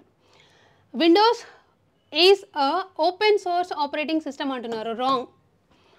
విండోస్ OS ఉంది కదా, ఫస్ట్ ఓపెన్ సోర్స్ అంటే ఏంటి తెలియాలి. ద వర్డ్ ఓపెన్ సోర్స్ అంటే ఫ్రీ ఆఫ్ కాస్ట్ అండి. ఫ్రీ అంటే మనం ఫ్రీగా డౌన్లోడ్ చేసుకోవాలి ఫస్ట్ పాయింట్. అండ్ ఫ్రీగా డౌన్లోడ్ చేయడంతో పాటు ఆ సోర్స్ కోడ్ అని చెప్తున్నాను ఇక్కడ. ఓపెన్ సోర్స్ అంటే దాని వెనకాల ఒక ప్రోగ్రామింగ్ కోడ్ ఉంటుంది కదా, ఆ ప్రోగ్రామింగ్ కోడ్ కూడా జనాలందరికీ ఓపెన్గా ఉంటుందన్నమాట. అంటే ఎవరైనా చూడొచ్చు. జనరల్గా ఏదైనా కంపెనీ ఒక కోడ్ రాశారనుకోండి, అది వేరే వాళ్ళకి అంటే హ్యూమన్స్కి ఐ మీన్ నార్మల్ పీపుల్కి కనిపించకుండా వాళ్ళు హైడ్ చేసేస్తారు. ఎందుకు అలా హైడ్ చేస్తారంటే వాళ్ళ ప్రోగ్రామ్ని వేరే వాళ్ళు కాపీ చేయకుండా ఉండడానికి జనరల్గా అయితే వాళ్ళు హైడ్ చేస్తారు. కానీ వీళ్ళు అలా హైడ్ చెయ్యరు. ఎవరు? ఓపెన్ సోర్స్ వాళ్ళు. అయితే విండోస్ ఓఎస్ అనేది ఓపెన్ సోర్స్ కాదు. మరి ఓపెన్ సోర్స్కి ఎగ్జాంపుల్ ఏంటి? ఇక్కడ సోర్స్ కోడ్ అనేది free of cost plus easy to modify. Easy అంటే ఆ సోర్స్ కోడ్ని మోడిఫై కూడా చేసుకోవచ్చు. దీనికి ఎగ్జాంపుల్ అండి లైనెక్స్ ఓఎస్ ఉంది కదా, ఈ లైనెక్స్ ఓఎస్ అనేది ఓపెన్ సోర్స్ సాఫ్ట్వేర్. ఓఎస్ఎస్ అంటే ఓపెన్ సోర్స్ సాఫ్ట్వేర్. సో ఓపెన్ సోర్స్ సాఫ్ట్వేర్కి ఎగ్జాంపుల్ లైనెక్స్ అవుతుంది కానీ విండోస్ అవ్వదు. ఎందుకంటే విండోస్ ఓఎస్ని మనం డబ్బులు పెట్టి కొనుక్కుంటున్నాం అనమాట. అది ఫ్రీగా మనకి రావట్లేదు. సపోజ్ మీరు సిస్టమ్ ఖరాబ్ అయింది, నియర్ బై సర్వీస్ సెంటర్కి వెళ్ళి అన్న ఓఎస్సిడి ఇవ్వండి అని చెప్పి మనం ఓఎస్ని కొనుక్కుంటున్నాం అనమాట. సో ఎస్పెషలీ విండోస్ ఓఎస్ అనమాట. సో విండోస్ ఓఎస్ అనేది పెయిడ్ సాఫ్ట్వేర్ లేదా క్లోజ్డ్ సాఫ్ట్వేర్ అంటాం. అది ఓపెన్ కాదు, క్లోజ్డ్ సాఫ్ట్వేర్. లేదా దాన్ని ప్రొప్రైటరీ సాఫ్ట్వేర్ అని కూడా అంటారు. అంటే పెయిడ్ ఉన్న వాటిని ప్రొప్రైటరీ అంటారండి. పెయిడ్ అంటే మనం ఇక్కడ డబ్బులు పెట్టి కొనుక్కునే వాటిని పెయిడ్ అని చెప్తాం అనమాట. సో విండోస్ అనేది paid software, not open source. So wrong statement. File allocation table is a file system used in Windows operating system. ఇది కరెక్ట్ స్టేట్మెంట్ అండి. ఓకే, ఫైల్ అలొకేషన్ టేబుల్ అనేది విండోస్ ఓఎస్ అంటే especially పాత విండోస్లో అనమాట. Windows 1990 అంటే 1995 and 98 operating systems ఉన్నాయి కదా, అంటే మనం ఇప్పుడు వాడట్లేదు, ఇవన్నీ పాతకాలం అనమాట. మనకు తెలిసిన ఆపరేటింగ్ సిస్టమ్స్ ఏముంటాయి? విండోస్ 7, విండోస్ 8, 10, 11 ఇవి కదా మనకు జనరల్గా తెలుసు. సో పాతకాలంలో కొన్ని ఆపరేటింగ్ సిస్టమ్స్ని యూజ్ చేశారు, 95, 98 అని. ఈవెన్ విండోస్ ఎంఎస్ డాస్ అంటే ఎంఎస్ అంటే మైక్రోసాఫ్ట్, డాస్ అంటే disk operating system. So MS డాస్లో కూడా ఈ ఫైల్ అలొకేషన్ సిస్టమ్ అనేది ఉంటుండే అనమాట, ఫైల్ అలొకేషన్ టేబుల్. కానీ ఇప్పుడు అది లేదు. కానీ ఇది విండోస్ రిలేటెడే కాబట్టి ఇది కరెక్ట్ స్టేట్మెంట్ అవుతుంది. నేను ఇక్కడ ఒక వర్డ్ యూజ్ చేశాను, ఇవి ఓల్డ్ వర్షన్స్ అని చెప్పా. మరి ఇక్కడ న్యూ వర్షన్లో ఏవైతే లైక్ మనకి విండోస్ 8 కావచ్చు, 10 కావచ్చు, 11 కావచ్చు, ఈవెన్ విండోస్ 7, మరి వీటిలో ఏం యూజ్ చేస్తున్నారంటే ఎన్టీఎఫ్ఎస్ అనమాట. ఎన్టీఎఫ్ఎస్ పాత దాంట్లో ఫైల్ అలొకేషన్ టేబుల్ కదా. ఇప్పుడు కొత్త వాటిలో ఏంటంటే new technology file system. FS అంటే system. So new technology file system అనేది న్యూ వర్షన్లో ఉంది. ఓల్డ్ వర్షన్లో మాత్రం ఏమంటారు, ఈ ఫైల్ అలొకేషన్ టేబుల్ అనేది ఉంది. సో అది విండోస్ రిలేటెడ్ అని చెప్తున్నారు కాబట్టి కరెక్టే కదా. So only 2 is a correct statement అనమాట. Only 2 is correct.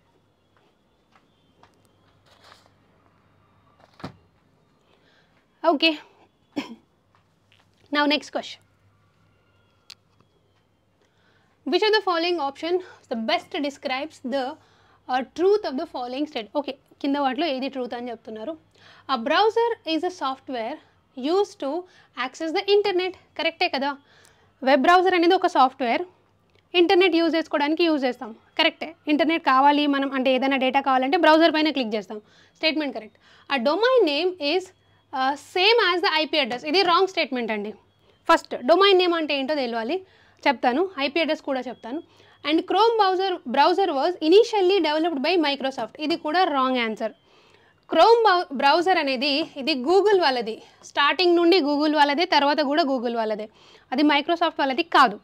మైక్రోసాఫ్ట్ వాళ్ళది వెబ్ బ్రౌజర్ ఉంది, ఆ మైక్రోసాఫ్ట్ వాళ్ళది ఏంది అంటే ఎడ్జ్ బ్రౌజర్ అనమాట. ఎడ్జ్ బ్రౌజర్ అనేది మైక్రోసాఫ్ట్ వాళ్ళది, గూగుల్ క్రోమ్ అనేది గూగుల్ కంపెనీ వాళ్ళది. ఆల్ రైట్, ఇప్పుడు చూద్దాం మనం. IP address and domain name ఏదేదో చెప్తున్నారు కదా, లెట్స్ సీ. డొమైన్ నేమ్ తెలియాలి అంటే యూఆర్ఎల్ గురించి తెలియాలి. యూఆర్ఎల్ అంటే uniform resource locator. Uniform resource locator URL. Example మాట్లాడితే http ఓకే www.some gmail.com. ఈ మొత్తం ఉంది కదా, దీన్ని మనం యూఆర్ఎల్ అంటాం. ఇది యూఆర్ఎల్, యూనిఫామ్ రిసోర్స్ లొకేటర్. ఇందులో హెచ్టిటిపి అనేది ఒక ప్రోటోకాల్. ఇది ఒక protocol, hyper text transfer protocol. ఇది సబ్ డొమైన్ అని చెప్తాం. ఇది కూడా డొమైనే, కాకపోతే సబ్ డొమైన్. దీన్ని మనం డొమైన్ అని చెప్తాం. gmail.com ఏదైతే ఉందో దాన్ని డొమైన్ అని చెప్తాం. అయితే .com అనేది ఉంది కదా, ఓన్లీ .com. ఇక్కడ .com అంటే ఇన్ జనరల్ కమర్షియల్ అని తీసుకుంటాం. .com అంటే కమర్షియల్, ఫుల్ ఫామ్ కమర్షియల్. అయితే దీన్ని టాప్ లెవెల్ డొమైన్ అని చెప్తాం. Top level domain. సో ఇక్కడ డొమైన్ అంటే రకరకాలుగా ఉంది. సబ్ డొమైన్ అని ఉంది. దీన్ని ఓన్లీ జీమెయిల్ అని మాట్లాడితే దీన్ని సెకండ్ డొమైన్ అంటాం. సెకండ్ లెవెల్ డొమైన్ అని చెప్తాం. Okay, second level. ఇది టాప్, సెకండ్, థర్డ్ లెవెల్ అని చెప్తాం. సబ్ డొమైన్ లేదా థర్డ్ లెవెల్ డొమైన్ అని చెప్తాం. సో డొమైన్లో చాలా డివిజన్స్ ఉన్నాయి. So domain is same as IP address అన్నారు. సో మనం అంత కరెక్ట్గా డొమైన్ ఐపీ అడ్రస్ని తీసుకోవడానికి లేదండి. ఇప్పుడు ఐపీ అడ్రస్ గురించి మాట్లాడుకుందాం. ఇది అంటే యూఆర్ఎల్ అంటే ఏంటో మీకు అర్థమైంది, డొమైన్ అంటే ఏంటో అర్థమైంది, రైట్? సో ఇప్పుడు చూస్తే మనం ఐపీ అడ్రస్ గురించి మాట్లాడుకుందాం. ఐపీ అడ్రస్ అనేది ఏంటంటే 4 పార్ట్స్లో, అంటే IPv4 అండ్ IPv6 మనకి 2 ఉంటాయి అన్నమాట. IPv4 as well as IPv6 2 versions ఉన్నాయి, version 4 and version 6. So IPv4 గురించి మాట్లాడుకుందాం, ఈజీగా అర్థమవుతుంది కాబట్టి, అంటే చాలా చిన్నగా ఉంటుంది. సో 192.200.140.10 అని ఉంది. ఇది ఒక ఐపీ అడ్రస్ అండి. ఓకే, ఈ IP address same as domain name అని అడిగారు వాళ్ళు, ఆప్షన్లో అది ఇచ్చారనమాట. So IP address same as domain name అంటే కాదు. డొమైన్ నేమ్ అనేది ఇలా పార్ట్స్గా ఉంది మనకి, ఇలా. అండ్ దెన్ ఐపీ అడ్రస్ అంటే న్యూమెరికల్ ఫార్మాట్లో ఉంటుంది. సో సేమ్ కాదు. అండ్ ఇక్కడ మనం మళ్ళీ ఏం మాట్లాడుకున్నాం అంటే క్రోమ్ బ్రౌజర్ అనేది మైక్రోసాఫ్ట్ వాళ్ళది అన్నారు, ఇది కూడా wrong. So only first statement is correct అనమాట. So first is correct, second, third is incorrect. So ఇది మనకి ఆన్సర్ అవుతుంది D. First correct, second, third incorrect. Okay, let it be. First ఒకటే కరెక్ట్, మీరు ఇంకా ఆప్షన్ తీసుకోవచ్చు according to that. Next one, what determines whether the page will be printed across its width, landscape and portrait అని చెప్తున్నారండి. Landscape and portrait అంటే మనం వాటిని పేజ్ ఓరియంటేషన్ అని అంటాం. Page orientation. Okay, so page orientation అనేది MS XL కావచ్చు, లేకపోతే MS వర్డ్ కావచ్చు. మనం ఇందులో వెళ్ళి క్లిక్ చేసిన తర్వాత పేజ్ లేఅవుట్ అనే ఒక ఆప్షన్ ఉంటుందండి.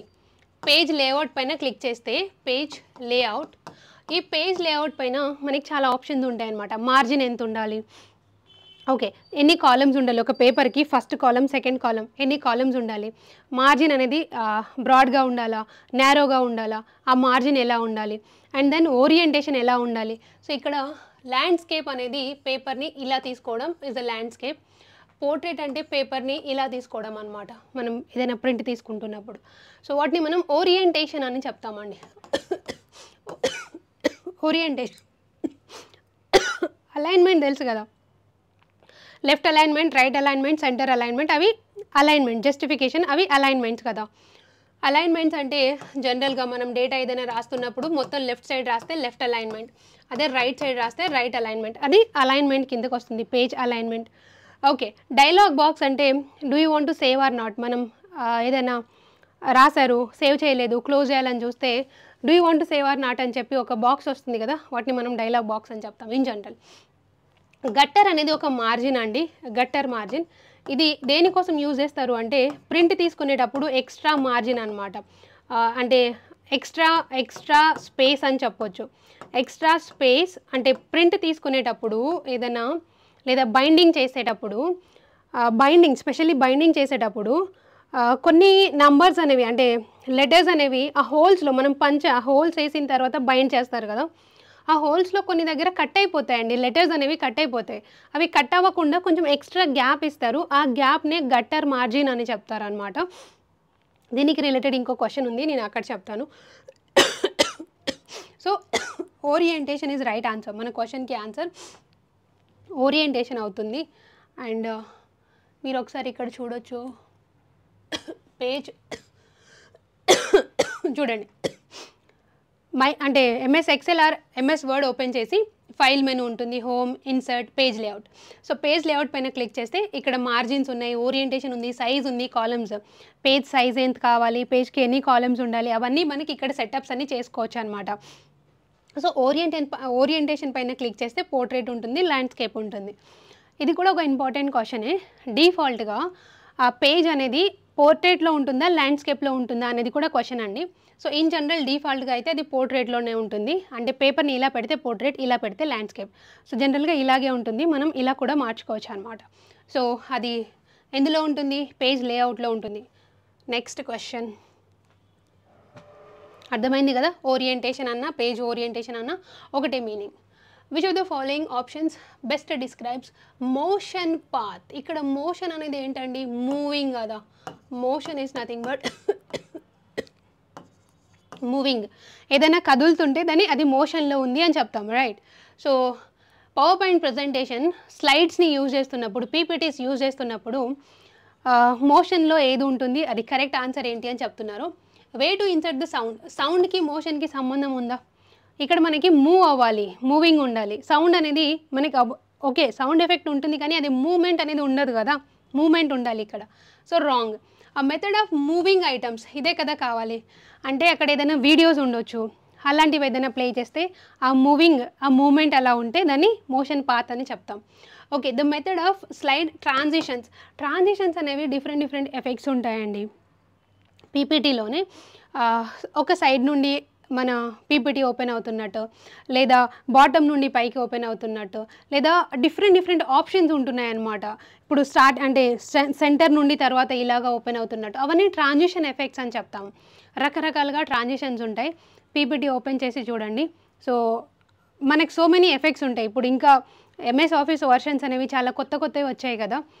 ఇనీషియల్గా అయితే లైక్ 1.0 నుండి స్టార్ట్ అయి ఉంటుండే, బట్ ఎంఎస్ ఆఫీస్ 2007 వర్షన్ నుండి ఇవన్నీ ఇంకా చాలా ఎక్స్ట్రా ఫీచర్స్ని యాడ్ చేశారనమాట. ఇప్పుడు ఎంఎస్ ఆఫీస్ 2021 నడుస్తుంది మార్కెట్లో. 2016, 2019, 2021 ఈ వర్షన్స్లో చాలా ఇంకా ఎక్స్ట్రా ఫీచర్స్ ఉన్నాయి పాత వాటితో కంపేర్ చేస్తే. కొత్త వాటిలో కొత్తగా ఏదైనా వర్షన్ వస్తుంది అంటే ఆబ్వియస్గా వాళ్ళు ఎక్స్ట్రా ఫీచర్స్ యాడ్ చేస్తారు కదా.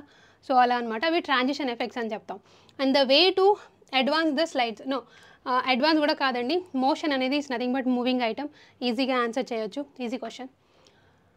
Which among the following keyboard shortcut is use for bookmark the current page. మనం గూగుల్ యూస్ చేస్తున్నప్పుడు బుక్ మార్కింగ్ చేసుకోవడానికి షార్ట్కట్ ఏంటి అని అడుగుతున్నారండి. Ctrl+D, చాలా ఇంపార్టెంట్ షార్ట్కట్ ఇది. Ctrl+D is right answer. So Ctrl+Dతో బుక్ మార్క్ చేసుకోవచ్చు, ఫేవరెట్లో పెట్టుకోవచ్చు. మనం ఒక పేజ్ని మళ్ళీ కావాలంటే ఫేవరెట్లో పెట్టుకో.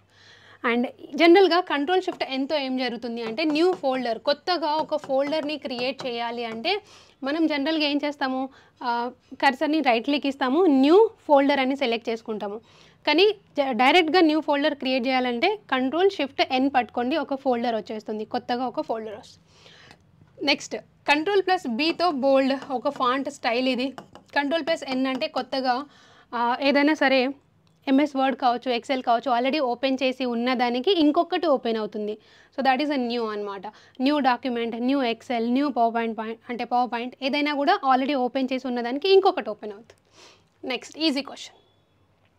Which of the following input devices is pointing device. చూడండి, పాయింటింగ్ డివైస్ అంటే పాయింట్ అవుట్ చేసుకోవచ్చు అనమాట. దాంతో రాసుకోవడానికి అవ్వదు, జస్ట్ పాయింటింగ్ మాత్రం చేసుకుంటాం. So mouse is a pointing device. జనరల్గా mouse is a pointing device. Stylus ఉంది, ఇప్పుడు సపోజ్ ఇది స్టైలస్ అండి, దీంతో నేను రాసుకుంటున్నాను, దీన్ని పాయింట్అవుట్ కూడా చేసుకోవచ్చు, రాసుకోవచ్చు కూడా, కానీ వాళ్ళు పాయింటింగ్ డివైస్ అని పర్టికులర్గా అడుగుతున్నారు అనమాట. ట్రాక్ బాల్ అనేది ఒక pointing device, mouse is a pointing device, light pen అనేది ఒక పాయింటింగ్ డివైస్. అలా ఇన్పుట్స్లోనే చాలా రకాలుగా మనకి పాయింట్అవుట్ చేసుకోవడానికి డివైజెస్ కూడా ఉంటాయి, వాటిని మనం పాయింటింగ్ డివైస్ అని చెప్తాం. చూడండి, మెకానికల్ మౌస్ అయితే పాయింటింగ్ డివైజే, కానీ కీబోర్డ్ కాదుగా, కీబోర్డ్తో మనం టైప్ చేసుకుంటాం, రైట్. సో కీబోర్డ్తో టైప్ చేస్తున్నాము అంటే ఈ ఒక్క ఆప్షన్ని పట్టుకొని మీరు ఆప్షన్స్ అంటే రిమైనింగ్ అని ఎలిమినేట్ చేసుకోవచ్చు అండి. పాయింటింగ్ డివైస్ అనేది మీకు క్వశ్చన్ అర్థం కాకపోయినా కీబోర్డ్ అనేది పాయింటింగ్ డివైస్ కాదు. సో ఎలిమినేట్ అయిపోయిన తర్వాత మిగిలింది ఏముంది ఇక్కడ, track ball and optical mouse. So mouse is a pointing device, track ball is a pointing device, light pen కూడా పాయింటింగ్. చూడండి, లైట్ పెన్ అనేది ఇక్కడ ఆప్షన్లో ఇవ్వలేదా? ఇచ్చారు, ఇక్కడ ఆప్షన్లో ఇచ్చారు, కానీ దాంతోపాటు కీబోర్డ్ కూడా కలిపేశారు. సో లైట్ పెన్ ఒకటే ఉంటే అది కూడా పాయింటింగ్ డివైస్ అవుతుంది అనమాట. సో పాయింటింగ్ డివైస్ అంటే జస్ట్ పాయింట్అవుట్ మాత్రమే చేసుకుంటాము, వాటితో రాసుకోవడానికి టైప్ చేసుకోవడానికి ఉండదన్నమాట. సో కీబోర్డ్ని ఎలిమినేట్ చేస్తే మనకి ఆన్సర్ ఆటోమేటిక్గా వచ్చేసింది. Which of the following printer work by melting the solid ink? అంటే ఒక సాలిడ్ అంటే ఇంక్ చాలా సాలిడ్గా ఉంటుంది, దాన్ని మెల్ట్ చేసి ప్రింటింగ్ చేసుకోవచ్చు అనమాట. జనరల్గా మనం ప్రింట్ చేసేటప్పుడు రకరకాల ప్రింటర్స్ ఉన్నాయండి. లైన్ ప్రింటర్ అని, లేజర్ ప్రింటర్ అని, జెరాక్స్ మెషిన్లో యూజ్ చేసే ప్రింటర్స్ అన్నీ కూడా లేజర్ ప్రింటర్స్ అనమాట. ఇంకా మనకి ఇంక్జెట్ ప్రింటర్స్ ఉన్నాయి. అంటే ఫొటోస్ అంటే జనరల్గా ఏదైనా ఫొటోస్ దిగిన తర్వాత కడిగించుకుంటారు కదా, పాస్పోర్ట్ సైజ్ ఫొటోస్ కావచ్చు, ఎనీ ఫొటోస్లో యూజ్ చేసేవి అది ఇంక్జెట్ ప్రింటర్స్ అనమాట. థర్మల్ ప్రింటర్స్ ఉన్నాయి. థర్మల్ ప్రింటర్స్ అంటే కరెంట్ బిల్స్లో యూజ్ చేస్తారు. అంటే అప్పటికప్పుడు ప్రింట్ చేసి ఇచ్చేస్తారనమాట. ఒక చిన్న మెషిన్ పట్టుకొని వస్తారు కరెంట్ బిల్ ఇవ్వడానికి. సో అలాంటివన్నీ థర్మల్ ప్రింటర్స్. రకరకాలుగా ప్రింటర్స్ ఉన్నాయి. అయితే ఒక సాలిడ్ అంటే ఇంక్ అనేది ఉంటుంది, దాన్ని మెల్ట్ చేసి ప్రింట్ చేస్తారు. దాని పేరు ఏంటి అని అడుగుతున్నారండి. పేరులోనే ఉంది కదా సాలిడ్ ఇంక్ ప్రింటర్ అని, అంటే ఇక్కడ సాలిడ్ ఇంక్ పేరులోనే ఉందండి. ఓకే, సో అదేంటంటే వ్యాక్స్ అనేది ఒక వ్యాక్స్ ఉంటుందన్నమాట. వ్యాక్స్ ఇంక్ అని చెప్తాం. సో ఆ వ్యాక్స్ని హీట్ చేసిన తర్వాత అది మెల్ట్ అయిపోతుంది. మెల్ట్ అయిన తర్వాత ప్రింట్ అవుతుంది అనమాట. సో అది సాలిడ్ ఇంక్ ప్రింటర్ అవుతుంది. ఇంపాక్ట్ నాన్ ఇంపాక్ట్ కాదు, ఎల్ఈడి ప్రింటర్స్ కాదు. జనరల్గా అయితే ప్రింటర్స్ 2 టైప్స్. జనరల్గా ఇంక్ అంటే ప్రింటర్స్ అయితే 2 టైప్స్ అనమాట. అంటే నేమ్స్ ఉన్నాయి కదా అక్కడ, దానికోసం చెప్తున్నా. Impact printer, the second one is non impact printers. Impact and non impact. So impact ప్రింటర్స్లో మళ్ళీ 2 టైప్స్ ఉంటాయండి. సో ఫస్ట్ క్యారెక్టర్ ప్రింటర్స్, ఇంకొకటి లైన్ ప్రింటర్స్. ఇలా 2 టైప్స్ మళ్ళీ ఉంటాయి. సో క్యారెక్టర్ ప్రింటర్స్లో డాట్ మ్యాట్రిక్స్ వస్తుంది, చాలా important dot matrix. And second one వచ్చేసరికి డైజీ వీల్స్ అని చెప్తారు. ఇవి చాలా పాతకాలం ప్రింటర్స్ ఇవన్నీ కూడా. డాట్ మ్యాట్రిక్స్ అయితే ఇప్పటికీ యూసేజ్లో ఉంది, యూస్ చేస్తున్నారు. రైల్వేస్ అంటే రైల్వే సెక్టార్స్లో యూజ్ చేస్తున్నారు అనమాట. మనం స్టేషన్కి వెళ్ళి మన ట్రైన్ నెంబర్ ఎంత, అది ఏ టైంలో వస్తుంది అని చెప్పి ఒక పెద్ద డిస్ప్లే పైన కనిపిస్తుంది కదా, మీరు నెక్స్ట్ టైం వెళ్ళినప్పుడు చూడండి లెటర్స్ అని కూడా డాట్స్లో ప్రింట్ అయి ఉంటుంది అనమాట. మనకి బయట కనిపించేవి డాట్స్గా ఉంటుంది. అవి జనరల్గా అయితే డాట్ మ్యాట్రిక్స్ ప్రింటర్స్తో. ఈవెన్ ఆ పేపర్ పైన కూడా మనకి ఎక్కడైనా డాట్స్ అని ఉంటే అది డాట్ మ్యాట్రిక్స్తో ప్రింట్ చేసినట్టు మీనింగ్ అనమాట. ఇప్పటికీ అది యూసేజ్లో ఉంది. డైజీ వీల్స్ అయితే పెద్దగా వాడట్లేరు. ఇంకా లైన్ ప్రింటర్కి ఎగ్జాంపుల్ వచ్చేసరికి ప్రింటర్ నేమ్ వచ్చేసరికి చైన్ ప్రింటర్ అనమాట. Name of the line printer వచ్చేసరికి chain. Okay, the next one వచ్చేసరికి బ్యాండ్ ప్రింటర్ అని చెప్తాం, లేదా బెల్ట్ ప్రింటర్ అని చెప్తాం. ఓకే,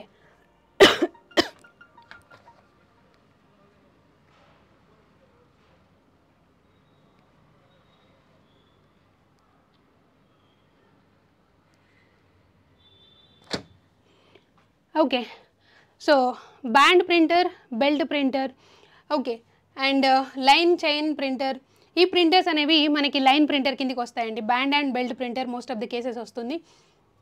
నాన్ ఇంపాక్ట్ ప్రింటర్కి వచ్చేసరికి లేజర్ ప్రింటర్ అనమాట. Laser printer and then thermal printer కూడా వస్తుంది. థర్మల్ ప్రింటర్ వస్తుంది, as well as inkjet printer కూడా వస్తుంది. ఇంక్జెట్ ప్రింటర్ ఇవి నాన్ ఇంపాక్ట్ ప్రింటర్స్కి. ప్రింటర్లోనే రకాలు ఇంపాక్ట్, నాన్ ఇంపాక్ట్ అనేది. ఎల్ఈడి ప్రింటర్ అనేది ఏమి ఉండదు. అండ్ ఇంకా కొన్ని ప్రింటర్స్ కూడా ఉంటాయి, ఎలక్ట్రోస్టాటిక్ ప్రింటర్స్, ఎలక్ట్రోమాగ్నెటిక్ ప్రింటర్స్. ఈ మధ్య కాలంలో ఇంకా ఒకటే ప్రింటర్ అంటే ఒక మెషిన్ కొనుక్కుంటే దాంతోనే స్కానింగ్ అండ్ ప్రింటింగ్ రెండూ చేసుకుంటున్నాం మనం. అలా రకరకాలుగా ప్రింటర్స్ ఉంటాయి. బట్ వాళ్ళు అడిగింది ఏంటంటే మెల్ట్ చేసి ప్రింట్ చేసే ప్రింటర్ ఏంటి అని అడిగారు. సాలిడ్ ఇంక్ ప్రింటర్ అనమాట. సో అందులో ఏముంటుందంటే వ్యాక్స్ ఉంటుంది, ఆ వ్యాక్స్ని మెల్ట్ చేసి తర్వాత ప్రింట్ చేస్తారు. Next, which of the following is not a secondary storage అన్నారు. చాలా easy question.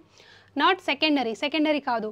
So hard disk drive, hard disk అనేది సెకండరీ, ఎస్ఎస్డి అనేది సెకండరీ, అండ్ ఫ్లాపీ డిస్క్ అనేది కూడా secondary. Even though we are not using now, it is also secondary. మరి D RAM అనేది ఏంటి? Primary memory కదా. RAM is a volatile memory. So ర్యామ్లో మళ్ళీ రకాలు ఉన్నాయి, SRAM, DRAM, dynamic random access memory. It is a primary memory, secondary కాదు. చాలా ఈజీ క్వశ్చన్. సో దట్ నేను నెక్స్ట్ వెళ్ళిపోతాను. Which of the following network topology has more complex structure? ఉన్న వాటన్నిటిలో చాలా కాంప్లికేటెడ్గా ఉన్న టోపాలజీ హైబ్రిడ్ టోపాలజీ అంటే. ఎందుకంటే ఈ స్ట్రక్చర్ బస్ టోపాలజీకి స్ట్రక్చర్ అనేది ఇలా లైన్లో ఉంటుంది, చాలా ఈజీగా అండర్స్టాండ్ అయిపోతుంది, ఈజీగా మనం మెయింటైన్ కూడా చేసుకోవచ్చు.